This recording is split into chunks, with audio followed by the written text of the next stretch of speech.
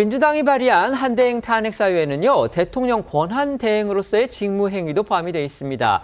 이건 탄핵안 의결 정족수가 과연 어떻게 되느냐, 이걸 따질 때 한대행을 총리로서 볼지 아니면 대통령 권한 대행으로서 볼지 이 문제로 이어질 수도 있는 사안이기 때문에 공방이 상당히 길어질 가능성이 커 보입니다. 맞습니다. 지금 가장 큰 관심은 잠시 후 진행될 이 한대행 탄핵안 표결의 결과일 겁니다. 민주당은 이 한대행 탄핵 의결 정족수를 국무총리 기준으로 해서 이 제적의원의 과반, 그러니까 151표 찬성으로 보고 있고, 이건 이제 야당 단독으로도 충분히 탄핵안을 처리할 수 있다라는 입장입니다. 반면에 국민의힘에서는 이 한대행 탄핵 의결 정족수를 대통령 기준인 제적의원 3분의 2, 즉 200표 이상으로 보고 있고, 이제 저희가 앞서도 전해드린 대로 오늘 오전 이 의총에서 국민의힘은 한대행 탄핵 부결을 당론으로 정한 데 이어서 이 의결 정족수를 과반 찬성으로 만약 정한다면은 그 표결 자체에도 불참할 것이다라고 밝혔습니다. 또 이게 과반 찬성이 나오더라도 의결 정족수를 과반 찬성으로 한 것 자체가 헌법에 위배된다면서 이 한 총리가 그대로 직무 수행을 해야 한다, 이런 주장까지 나왔는데요. 여야 목소리 들어보시겠습니다.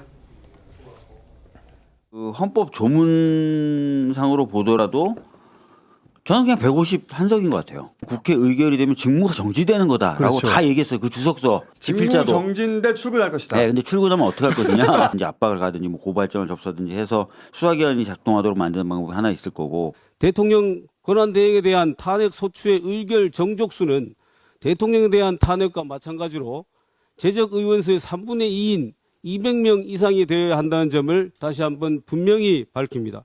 헌법학계에서는 만약 민주당이 총리로서의 사유만으로 탄핵을 의결한다면은 한덕수 대행에 의해 총리로서의 직무만 정지될 뿐이므로 대통령 권한 대행으로서의 직무를 계속 수행할 수 있다라는 주장도 있습니다. 이런 정치권의 공방은 이 대통령 권한 대행 탄핵 정족수에 대한 이 명시적인 헌법 규정이나 전례가 없기 때문에 쉽게 가라앉지 않을 것으로 보이는데요. 사실 이 대통령 권한 대행에 대한 이 탄핵 소추 자체가 처음이죠. 때문에 이 법 해석을 두고서 법학자들조차도 의견이 엇갈리고 있습니다. 이 국회 입법조사처는요, 지난 23일이죠. 이 대통령 권한 대행이 총리로서 직무를 수행하는 중에 탄핵 사유가 발생한 경우에는 국무총리에 대한 탄핵안 요건이 적용된다라는 점에서 학계 이론이 없다라는 입장을 냈다가요, 하루 뒤인 24일에는 이 대통령 권한 대행자가 탄핵 대상인 경우에는 대통령에 대한 요건을 적용받는다라는 견해도 보도된 바 있다, 이런 입장을 내놓기도 했습니다. 전해드린 대로요, 민주당이 내세운 한덕수 대통령 권한대행 탄핵 사유에 대통령 대행 직무수행 당시, 그러니까 총리로서의 직무수행 당시의 것만이 아니고 대통령 대행 직무수행 당시의 행위까지 포함이 됐습니다. 이게 지금 의결 정족수의 논란을 키울 가능성이 커 보이는 겁니다.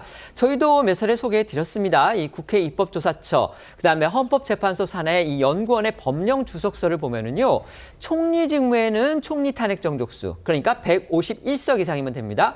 대통령 대행 직무일 경우에는 대통령 탄핵 기준, 그러니까 200석 이상의 찬성, 이걸 적용해야 한다, 이런 취지로 해석하고 있기 때문에 지금 국민의힘도 이를 근거로 해서 국무총리 기준인 151표의 찬성으로 본다는 민주당 주장, 이거는 헌법에 어긋난다, 지금 이렇게 주장을 하고 있습니다.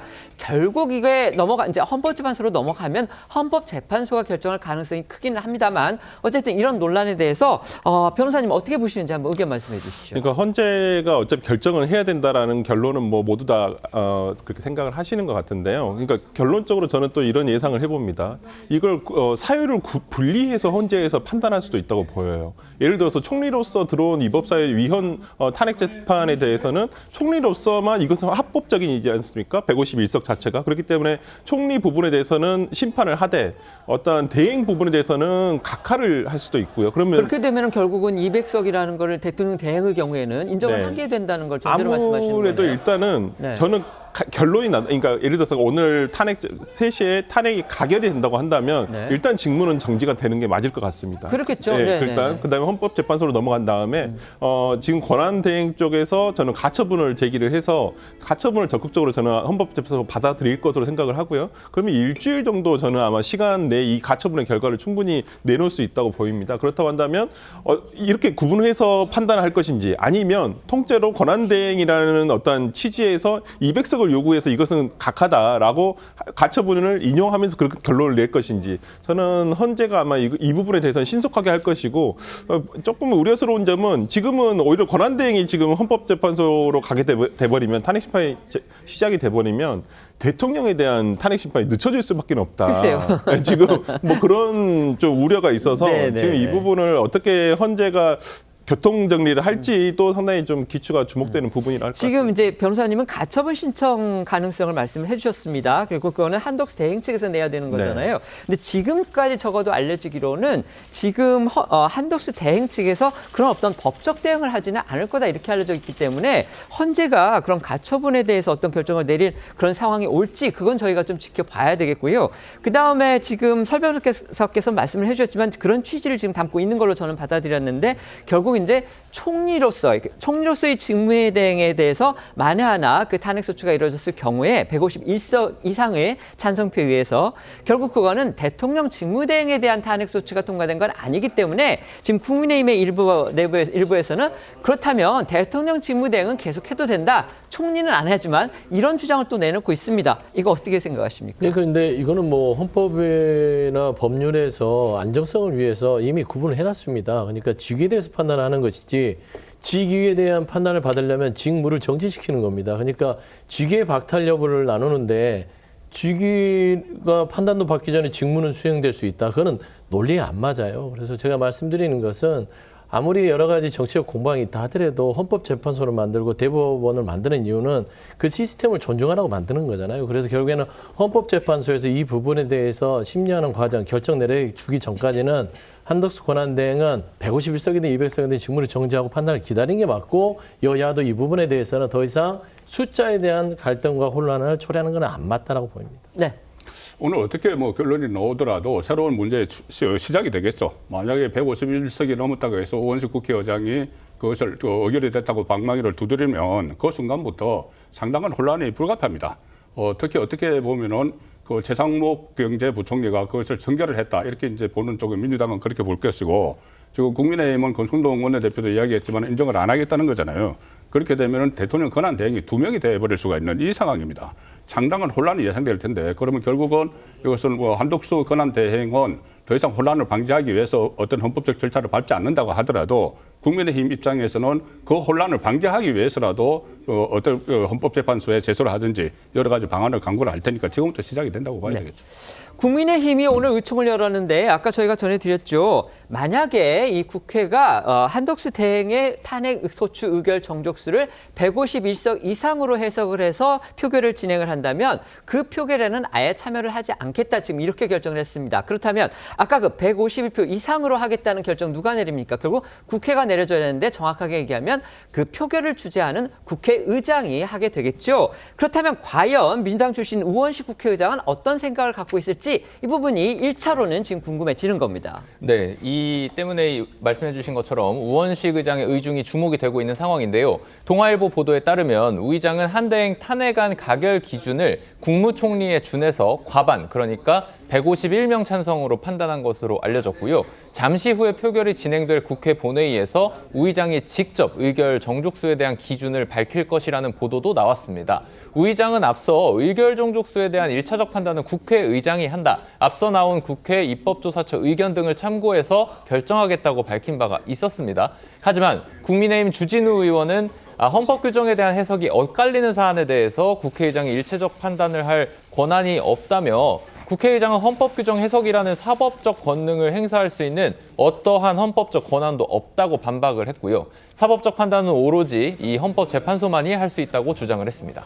민주당의 탄핵 압박이 계속 있었기 때문에 한덕수 대행 어떻게 보면 이런 상황은 충분히 예상했을 것이다. 그럼에도 불구하고 어쨌든지가 이런 중대한 또 파장이 큰 결정을 내린 겁니다.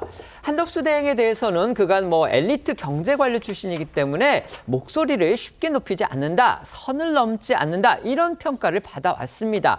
하지만 이렇게 큰 혼란을 감안하면서도 결국 민주당 압박에 공식적으로 또 공개적으로 반기를 들면서 정면 돌파를 택했기 때문에 과연 그 배경이 뭘까? 관심이 모아지고 있는 건데요. 먼저 어제 나왔던 한덕수 대행의 대국민 담화 목소리부터 다시 들어보겠습니다. 야당은 여야 합의 없이 헌법기관 임명이라는 대통령의 고유 권한을 행사하라고 대통령 권한대행을 압박하고 있습니다. 여야가 합의하여 안을 제출하실 때까지 저는 헌법재판관 임명을 보류하겠습니다. 송장님. 예. 탄핵 당할 거를 본인이 불사하겠다는 뜻을 사실 어제 그 담화에 이미 담았었거든요. 그래서 이제 평소에 한덕수 대행의 어떤 굉장히 신중한 처신, 그 다음에 어떤 관료다운 그런 처신, 이게 여기서 관료다운이라는 건 그렇게 뭐 좋을 수도 있고 나쁠 수도 있지만 어쨌든지 간에 관료다운 처신에 비하면은 굉장히 과감하고 어떻게 보면은 좀 뭐라 그럴까요? 결단을 내렸다 이렇게까지 지금 평가가 나오거든요. 그 배경 뭐라고 보십니까? 일단은 평생을 공직자로서 살아온 입장에서 법적인 근거가 명확하지 않은 상황에서 잘못된 선례를 남기고 싶지 않았었다는 생각을 해요. 잘못된 선례를 남기면 이것이 나중에 또 논란이 있을 수도 있고, 또 하나는 지금 6인 체제인데 9인 체제를 해서 이렇게 만약에 나중에 최종 결정을 하지 않습니까? 가령 예를 들어서 윤석열 대통령에 대한 탄핵을 결정을 했을 때, 그런데 나중에 이것이 문제가 돼서 권한 대행이 임명권이 없는데 임명을 3명을 해서 이런 결정이 나왔다고 하면은 또 더 큰 혼란이 일어날 수도 있겠죠. 그런 모든 것을 감안을 해서 이런 결정을 내렸다고 봅니다. 네. 서부대변인한테는 이 부분 여쭤볼게요. 이제 민주당 입장에서는요, 한대행의 정면 돌파 저는 예상했을지 솔직히 좀 의문이 있거든요. 그리고 일부 이제 민주당 인사들 얘기를 들어봐도 이거는 뭔가 좀 민주당이 허를 찔린 듯한 그런 느낌도 든다. 이런 해석도 나오는 것 같아요. 근데 이제 그걸 전제로 해본다면 결국 민주당으로서는 한대행을 뭔가 좀 물밑에서라도 설득을 하고 조율을 해서 뭔가 좀 합의된 결과를 내놨으면 좋았을 텐데 사태를 이 지경까지 오게 만든 거 결국 이것도 민주당으로서는 뭔가 더 큰 정치적 부담을 지게 되는 그런 사태까지 이르게 된 거 아니냐. 지금 이런 시각도 일부 있습니다. 민주당 측면에서 허를 찔렀다. 물론 이제 너무 어떤 선의에 기대했다는 부분들은 분명히 비판이나 후회가 있을 수는 있어요. 근데 한덕수 국무총리의 살아온 인생을 보면서 그래도 지금의 이 내란 사태를 수습하는데 본인의 어떤 사적인 감정이나 판단이 들어갈까? 탄핵당한 결심을 하고 이런 식의 헌법적 의무를 저버리고 헌법재판관들을 임명하지 않을까라는 생각은 못했겠죠. 근데 그 무엇보다도 저는 그 주목되는 것들이 왜 한덕수 권한대행이 이런 결정을 했을까라는 것은 결국엔 본인도 내란 혐의에 있어서 피의자로 지금 수사를 받고 있기 때문입니다. 그래서 내란 세력에서 자유롭지 못한 마당에 결국 본인의 개인적인 사법적인 부분들이 국가의 어떤 명운보다는 더 우선되지 않았냐. 우리 기억할 겁니다. 골드버그 미 대사가 그랬죠. 21세기에 상상할 수 없는 비민주적인 일이 벌어졌다.